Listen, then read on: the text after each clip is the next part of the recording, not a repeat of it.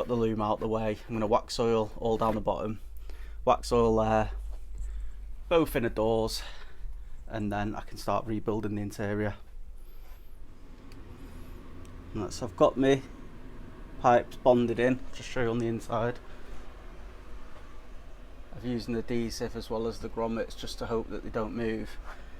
I think you can see it's all wax oiled now inside. All in there. See there. And I've done inside the doors, as you can see. Obviously all the doors done.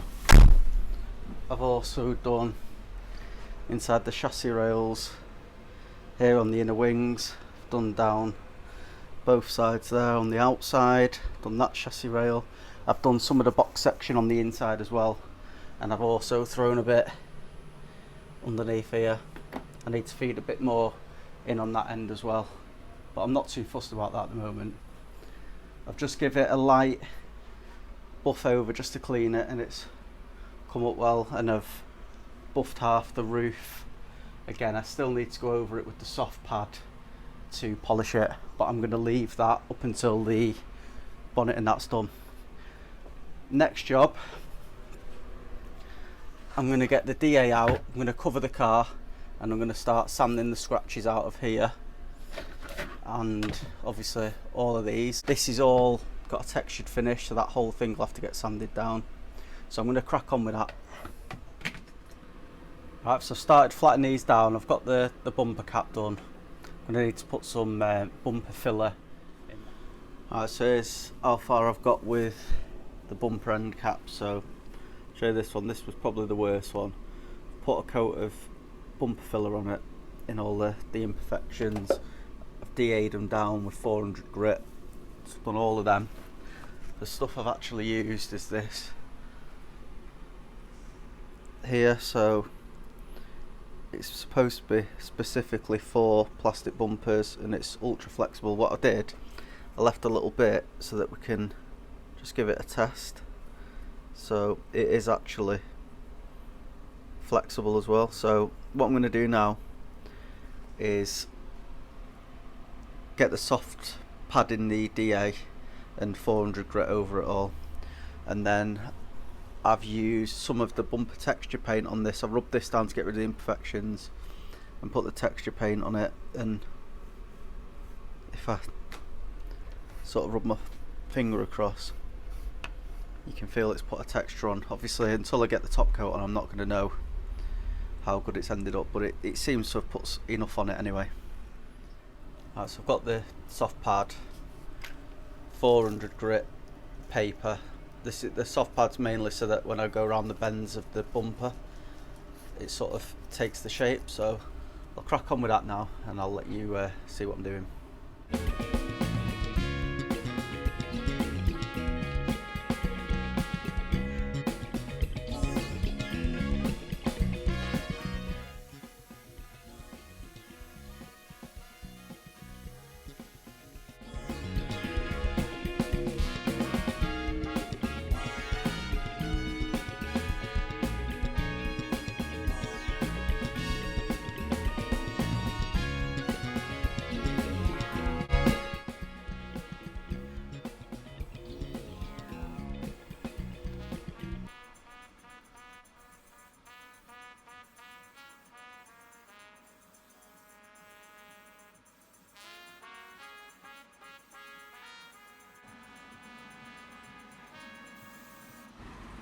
What I found with this textured paint is I really had to warm it up, so I had the can in between each coat sat in a bowl of really quite hot water, because otherwise I just couldn't get the texture that I wanted.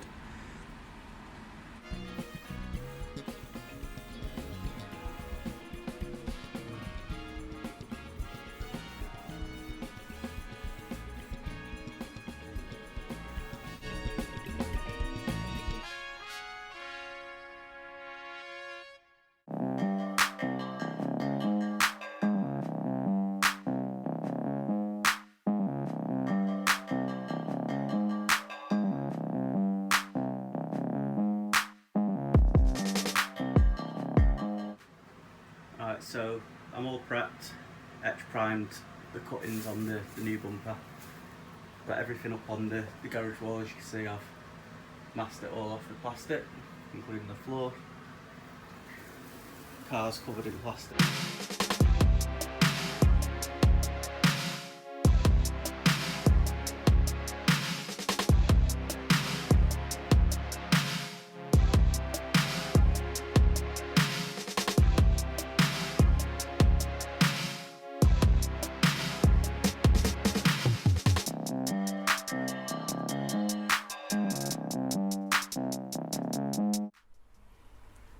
That says how the bumps and the end caps have turned out.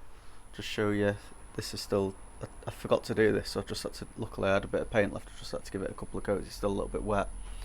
That's the blank. Finish is just right. Just show you the headlight surrounds in the car. They've come up quite nice. I've not painted them, but I'm quite pleased with them. The other one,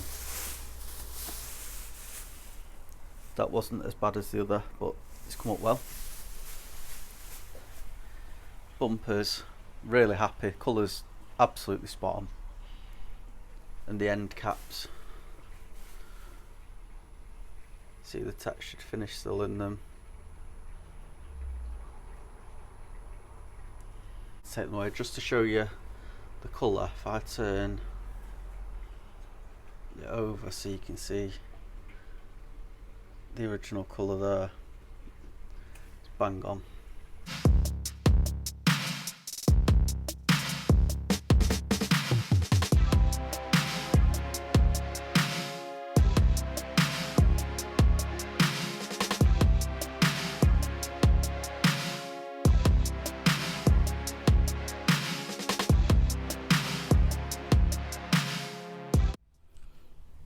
So I've got the rear bumper on. Not connected up the number plate lights yet because I just want to make sure that the bulbs are working, and I can't get, well, I've not got the battery on it yet.